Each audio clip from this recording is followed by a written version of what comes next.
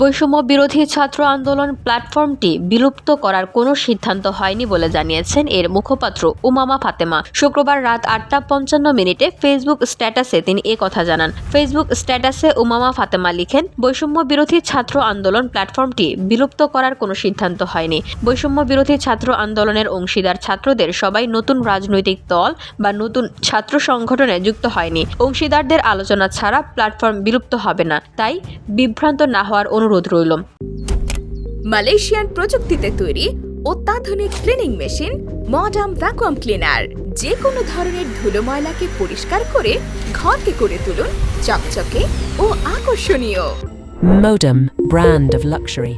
এদিকে শুক্রবার বিকালে এক সংবাদ সম্মেলনে সাংবাদিকরা জাতীয় নাগরিক পার্টির আহ্বায়ক নাহিদ ইসলামের কাছে জানতে চেয়েছিল, বৈষম্য বিরোধী ছাত্র আন্দোলন কিংবা প্ল্যাটফর্মটির সমন্বয়ক পরিচয় কি এখন দেওয়া যাবে? উত্তরে নাহিদ ইসলাম বলেন, বৈষম্য বিরোধী ছাত্র আন্দোলন আর আগের জায়গায় নেই। সেখান থেকে একটি ছাত্র সংগঠন তৈরি হয়েছে, রাজনৈতিক দল তৈরি হয়েছে। বৈষম্য বিরোধী বা সমন্বয়ক পরিচয়টা এখন আর এক্সিস্ট করে না। আইন শৃঙ্খলা বাহিনীর কাছে আমাদের অনুরোধ থাকবে, এই পরিচয় ব্যবহার করে কেউ যদি অপকর্ম করে তাহলে তারা যেন আইন অনুযায়ী ব্যবস্থা নেন।